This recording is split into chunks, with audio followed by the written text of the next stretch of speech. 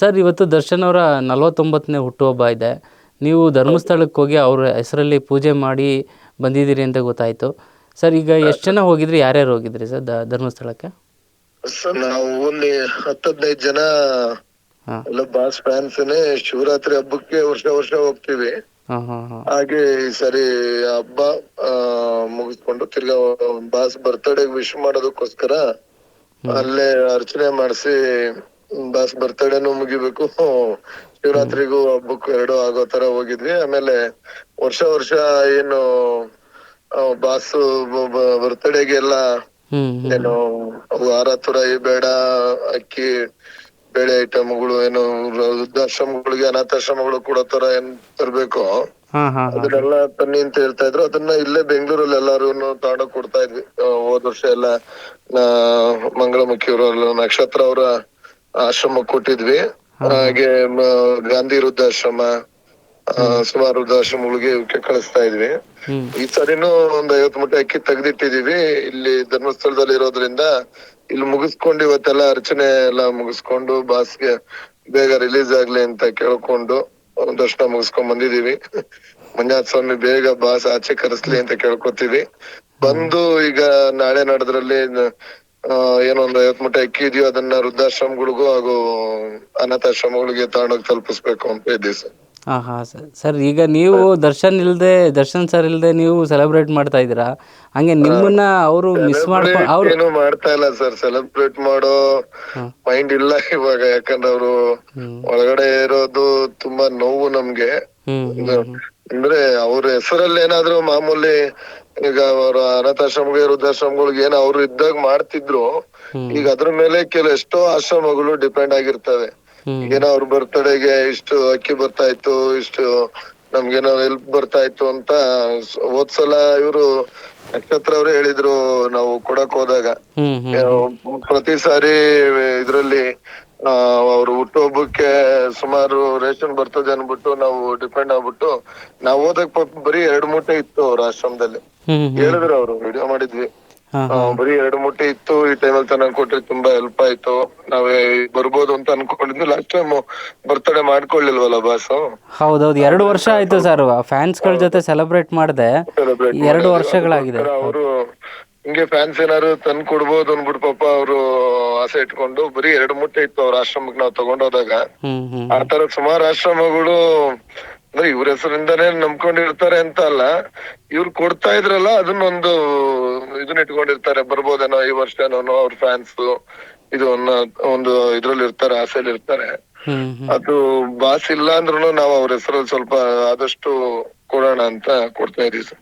ಹಾ ಹಾ ಸರ್, ಈಗ ಬಾಸ್ ಇಲ್ಲ ಅಂದ ಬೇಜಾರಲ್ಲಿ ನೀವು ಇದ್ದೀರಾ, ಆದ್ರೆ ಬಾಸ್ ಮನೆ ಹತ್ರ ಕೆಲವು ಫ್ಯಾನ್ಸ್ಗಳೆಲ್ಲ ಹೋಗಿ ಇವತ್ತು ಅವರ ಹೆಸರಿಗೆ ಹೂನಾರ ಹಾಕೋದಕ್ಕೆಲ್ಲ ಪ್ರಯತ್ನ ಪಟ್ಟಿದ್ದಾರೆ.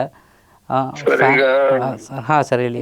ಬಾಸ್ ಇಲ್ಲ ಅಂತ ಅಂದ್ರೆ ಈಗ ಅದನ್ನ ಅವರು ಒಂದು ದೇವಸ್ಥಾನದ ತರ ಅನ್ಕೊಂಡ್ಬಿಟ್ಟಿದ್ದಾರೆ. ಬಾಸ್ ಮನೇನ ಒಂದ್ ದೇವಸ್ಥಾನದ ತರ ನೋಡ್ತಾರೆ. ಅವ್ರನ್ನ ಒಂದು ದೇವ್ರ ತರ ಮನ್ಸಲ್ಲೇ ಗುಡಿ ಕಟ್ಕೊಂಡ್ಬಿಟ್ಟಿದ್ದಾರೆ. ಅದರಿಂದ ಅವರು ಪ್ರತಿ ವರ್ಷ ಆ ಜಾಗಕ್ಕೆ ಹೋಗಿ ಬಾಸ್ನ ನೋಡ್ಕೊಂಡ್ ಬರ್ತಿದ್ದಾಗ ಈಗ 100% ಅವ್ರಿಗೆ ಖುಷಿ ಆಗ್ಲಿಲ್ಲ ಅಂದ್ರೂ ಹೋದಾಗ ಅವ್ರನ್ನ ಮನೆ ನೋಡಿ ತೂಗುದೀಪ ನಿಲಯ ಅನ್ನೋದಕ್ಕೇನೋ ಒಂದ್ ಹಾರ ಹಾಕೋದು, ಅಲ್ಲಿ ನಿಂತ್ಕೊಂಡ್ ಫೋಟೋ ತೆಗಿಸ್ಕೊಂಡ್ ಬಂದ್ರೆ ಅವ್ರಿಗೇನೋ ಒಂದ್ ಮನ್ಸಿಗೆ ಖುಷಿ ಆಗುತ್ತೆ.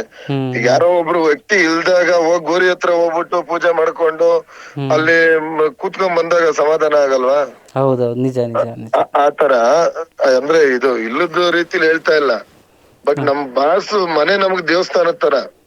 ಅವ್ರು ದೇವ್ರು ಬರ್ಬೋದು, ಏನೊಂದ್ 2 ದಿನ ಲೇಟ್ ಆಗ್ಬೋದು, ಹಂಗಂತ ನಾವು ಅವ್ರು ಬರೋದೇ ಇಲ್ಲ ಅನ್ಕೊಂಡು ಅವ್ರನ್ನ ಮರ್ತು ಬಿಡೋಂತ ಅಭಿಮಾನಿಗಳು ಯಾರು ಇಲ್ಲ. ಬಾಸ್ಗಿರೋರು 100% ಪ್ಯೂರು ಆರ್ಟ್ಲಿ ಅವ್ರಿಗೆ ಜೀವ ಕೊಡೋ ಅಭಿಮಾನಿಗಳು ಇರೋದು.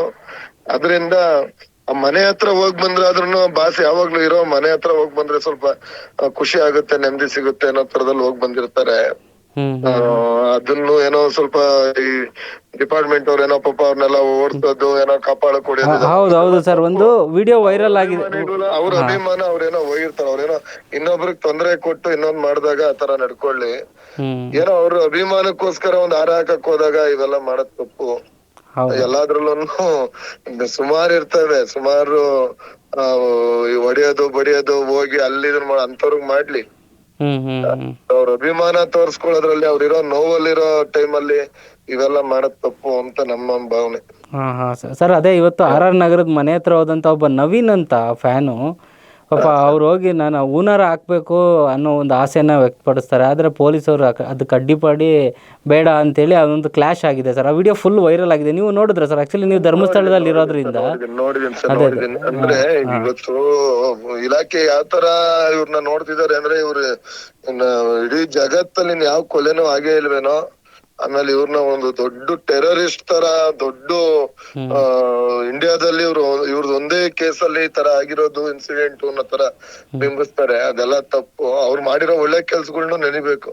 ನ್ಯಾಯಾಲಯ ಏನ್ ತೀರ್ಪು ಕೊಡ್ತೋ ಅದಕ್ಕೆ ಎಲ್ಲಾರು ತಲೆ ಬಾಗ್ತೀವಿ. ಅದ್ರ ಬಗ್ಗೆ ಯಾರು ಫ್ಯಾನ್ಸ್ ಇದನ್ ಮಾಡಿಲ್ಲ. ಅದ್ರ ಬಗ್ಗೆ ನ್ಯಾಯಾಲಯದ ವಿರುದ್ಧವಾಗಿ ಯಾರು ಮಾತಾಡಿಲ್ಲ. ತೀರ್ಪು ಬರೋದನ್ನ ಎಲ್ಲಾರು ನಾವು ಸ್ವಾಗತಿಸ್ತೀವಿ.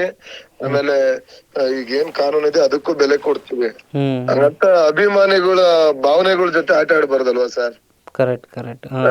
ಒಂದ್ ಸ್ವಲ್ಪ ಇಲಾಖೆ ಅಭಿಮಾನಿಗಳು ಇದನ್ನು ಅರ್ಥ ಮಾಡ್ಕೋಬೇಕಾಗುತ್ತೆ ಅಂತ ನಮ್ಮ ಒಂದು ಇದು ಹೇಳ್ತಾರೆ. ಸರ್ 49ನೇ ಬರ್ತಡೆಗೆ ಬಾಸ್ ಇಲ್ದೇ ಇದ್ರು 50ನೇ ಬರ್ತಡೆಗೆ ಬರ್ತಾರೆ, ಸೆಲೆಬ್ರೇಟ್ ಮಾಡ್ತೀವಿ ಸರ್. ಖಂಡಿತ ಬರ್ತಾರೆ. ನಾವು ಕಾಯ್ತಾ ಇದೀವಿ. ಆ ಜಾತ್ರೆ 2 ವರ್ಷದ್ದು ಏನ್ ಪೆಂಡಿಂಗ್ ಇರುತ್ತೋ ಅದ್ರ ಡಬಲ್ ಅದನ್ನ ನೆರವೇರಿಸ್ತೀವಿ. ಅದನ್ನ ಮೂರನೇ ವರ್ಷಕ್ಕೆ ಆಗ್ಬೋದು ಅನ್ನೋ ನಂಬಿಕೆ ನಿಮ್ಗೆ? ಖಂಡಿತ ಆಗುತ್ತೆ ಸರ್. 100% ಬರ್ತಾರೆ. ಸರಿ ಸರ್, ನಿನ್ನೆ ರಾತ್ರಿಯಿಂದನೂ ಸೋಷಿಯಲ್ ಮೀಡಿಯಾದಲ್ಲಿ ಡಿ ಬಾಸ್ ಫ್ಯಾನ್ಸ್ಗಳೆಲ್ಲ ಸೆಲೆಬ್ರೇಟ್ ಮಾಡ್ಕೊಳ್ಳೋದು, DP ಹಾಕೊಳ್ಳೋದು ಮಾಡ್ತಿದ್ದಾರೆ. ವಿಜಯಲಕ್ಷ್ಮಿ ದರ್ಶನ್ ಅವರು ಕೂಡ ಟ್ವಿಟ್ಟರಲ್ಲಿ ವಿಶ್ ಮಾಡಿದ್ದಾರೆ. ಮಗ ಕೂಡ ಅಪ್ಪನಿಗೆ ಐ ಲವ್ ಯು ಅಪ್ಪ, ಹುಟ್ಟುಹಬ್ಬದ ಶುಭಾಶಯ ಅಂತ ಹೇಳಿದ್ದಾರೆ. ಸರ್, ಈ ಟೈಮಲ್ಲಿ ನೀವು ಪ್ರತಿ ವರ್ಷ ಹೋಗಿ ವಿಶ್ ಮಾಡ್ತಾ ಇದ್ರಿ, ಮಾತಾಡಿಸ್ತಾ ಇದ್ರಿ. ಈಗ ಎಷ್ಟು ಮಿಸ್ ಮಾಡ್ಕೋತಾ ಇದ್ದೀನಿ ಅನ್ಸುತ್ತಾ ಸರ್? ಹ್ಞೂ ಸರ್, ಅದಕ್ಕೆ ಹೇಳ್ತೇವೆ. ಸೆಲೆಬ್ರೇಟ್ ಮಾಡೋ ಮೈಂಡ್ ಇಲ್ದಲೇನೆ ನಾವು ಧರ್ಮಸ್ಥಳಕ್ಕೆ ಹೋಗಿದ್ದು. ಏನೋ ಒಂದು ಅವ್ರ ಹೆಸರಲ್ಲಿ ಒಂದು ಏನಾರು ಒಂದು ಅನಾಥಾಶ್ರಮಗಳು ಕೊಟ್ರೆ ಅದೊಂದಾರು ಒಂದ್ ಸ್ವಲ್ಪ ಖುಷಿ ಸಿಗುತ್ತೆ ಅನ್ನೋದು. ನಿಮ್ ಸಮಾಧಾನಕ್ಕೋಸ್ಕರ ಹೋಗಿದ್ದ? ಸಮಾಧಾನಕ್ಕೋಸ್ಕರ ಅಂದ್ರೆ ಬಾಸ್ಗೂ ಇದೇ ಖುಷಿ. ಅಭಿಮಾನಿಗಳು ಏನೋ ಹತ್ತೂರ ಐತ್ ಅನ್ಬಿಟ್ರೆ ಅವ್ರಿಗೆ ಖುಷಿ ಆಗ್ತಾ ಇರ್ಲಿಲ್ಲ. ಈಗ ಅವ್ರ ಬೇಲಲ್ಲಿ ಆಚೆ ಬಂದಾಗ್ಲೂ ನಾವು ಅಕ್ಕಿ ಇದೆಲ್ಲ ಕೊಟ್ಟಿದ್ದನ್ನೆಲ್ಲ ನೋಡಿದ್ರು. ಅವ್ರ ಪೇಜಲ್ಲೂ ಹಾಕೊಂಡಿದ್ರು. ಅದನ್ನೇ ಹೇಳಿದ್ದು, ಒಳ್ಳೆ ಕೆಲಸ ಮಾಡಿದಿರ ಚಿನ್ನ, ಸ್ವಲ್ಪ ದಿನ ಆಶ್ರಮಗಳು ನಡೀತವೆ, ಒಳ್ಳೆ ಕೆಲಸ ಮಾಡಿದಿರ, ಒಳ್ಳೇದಾಗ್ಲಿ ಚಿನ್ನ ಅಂತಾನೆ ಪಾಪ ನಾವು ಶೂಟಿಂಗ್ ಸ್ಪಾಟ್ ಗೆ ನೋಡಕ್ ಹೋದಾಗ ಹೇಳಿದ್ರು. ಅವ್ರು ಯಾವತ್ತೂನು ಕಷ್ಟದಲ್ಲಿರೋರ್ಗೆ, ಆಮೇಲೆ ಯಾರಿಗಾರು ಹೆಲ್ಪ್ ಆಗುತ್ತಾ ಏನೊಂದು ಹಾಸ್ಪಿಟಲ್ ಅಲ್ಲಿ ಇರೋರ್ಗೆ, ಅಲ್ಲಿ ಕಷ್ಟ ಕೇಳ್ಕೊಂಡ್ ಬಂದವ್ರಿಗೆ ಹೆಲ್ಪ್ ಮಾಡೋ ಮೈಂಡ್ ಸೆಟ್ ಇತ್ತು ಬಿಟ್ರೆ ಅವ್ರೇನೋ ಅವ್ರು ತೋರ್ಸ್ಕೊಳ್ಳೋದಕ್ಕೋಸ್ಕರ ಯಾವತ್ತೂ ಮಾಡ್ಕೊಳ್ಳಿಲ್ಲ ನಾವು ನೋಡ್ದಂಗೆ. ಅದರಿಂದ ಸರ್, ನೀವು ಮಾತಾಡ್ಬೇಕಾದ್ರೆ ಚಿನ್ನ ಅಂತ ಇದ್ರಿ, ಬಟ್ ಡಿ ಬಾಸ್ ಅವರಿಂದ ಆ ಪದ ಕೇಳಕ್ಕೆ ತುಂಬಾ ಖುಷಿ ಆಗತ್ತಲ್ಲ? ಅಯ್ಯೋ, ಅದು ಅವರು ಹೆಗ್ಲ ಮೇಲೆ ಹಾಕೊಂಡೇನ್ ಚಿನ್ನ ಅನ್ಬಿಟ್ರೆ ಸಾಕು ಸರ್. ಅದೇ ಅಂತಾರೆ ಏನೋ ಕೋಟಿ ಕೊಟ್ಟಂಗೆ. ಆಮೇಲೆ ಖುಷಿ ಬೇರೆ.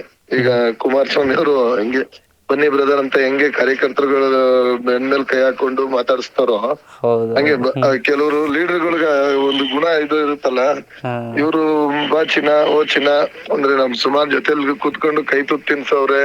ನಾವ್ ಜೊತೆಲಿ ಸುಮಾರು ಫಂಕ್ಷನ್ ಗಳು ಅಟೆಂಡ್ ಮಾಡಿದೀವಿ. ಲೆಕ್ಕ ಇಲ್ದಷ್ಟು ಅವ್ರ ಜೊತೆ ಸೇರಿದೀವಿ. ಬಟ್ ಎಲ್ಲಾ ಟೈಮಲ್ಲೂ ಪ್ರೀತಿಲ್ ಬೈಯೋ ಅಂತ ಇದು ಕರಿಯೋದು, ಬಾ ಚಿನ್ನ, ಕೂತೋ ಚಿನ್ನ, ಎಲ್ರಿಗೂ ಅವ್ರು ಇದೇ ಮಾಡೋದು. ಹೆಣ್ಮಕ್ಳು ಹೋದ್ರೆ ಬನ್ನಿಮ್ಮ ನಿಂತ್ಕೊಳ್ಳಿ, ಬರೀ ಅಮ್ಮ ಅಂತಾನೆ ಹೆಣ್ಮಕ್ಳು ಮೆನ್ಷನ್ ಮಾಡೋದು ಅವರು. ಹೌದೌದೌದು. ಅವ್ರು ಯಾರು ಪಕ್ಕದಲ್ಲಿ ಒಂದು ಲೇಡೀಸ್ ಬಂದು ನಿಂತ್ಕೊಂಡ್ರೆ ಕೈ ಹಿಂದೆಗಡೆ ಕಟ್ಕೊಂಡ್ ಮಾತಾಡ್ತಿದ್ರು. ನಾವ್ ನೋಡಿರೋ ಪ್ರಕಾರ ಹೆಣ್ಮಕ್ಳಿಗೆ ಅಷ್ಟು ಗೌರವ ಕೊಡೋ ವ್ಯಕ್ತಿ ಅವರು. ಮತ್ತೇನೋ ಸ್ವಲ್ಪ ಮಾತಾಡ್ಬೋದು, ಇಲ್ಲಿ ಮುಂದೆ ಗೊತ್ತಾಗುತ್ತೆ ಸರ್ ಅವ್ರ ಬಗ್ಗೆ. ಏನೋ ಮಾತಾಡೋರು ಮಾತಾಡ್ಲಿ ಅಂತ ತೊಂದ್ರೆ ಇಲ್ಲ. ಬಟ್ ನಾವ್ ಹತ್ರದಿಂದ ನೋಡಿದೀವಿ ಅವ್ರ ಗುಣ ಏನು ಅಂತ ನಮಗ್ ಗೊತ್ತು. ಏನೋ ಕೆಳಗಡೆ ಬಿದ್ದಾಗ ಆಳ್ಗೊಂದ್ ಕಲ್ಲು ಅಂತಾರಲ್ಲ, ಆತರ. ಬಟ್ ಅವ್ರ ಫ್ಯಾನ್ಸ್ ಜೊತೆಲಿ ಇದ್ದೀವಿ ಸರ್, ಉಸಿರಿರೋವರೆಗೂ ಅವ್ರ ಜೊತೆಲಿ ಇರ್ತೀವಿ. ಅದೊಂದೇ ಅದು ಇಷ್ಟಪಡೋದು. ಥ್ಯಾಂಕ್ ಯು ಸರ್, ಮಾತಾಡಿ. Thank you sir. ನಮಸ್ತೆ ಸರ್.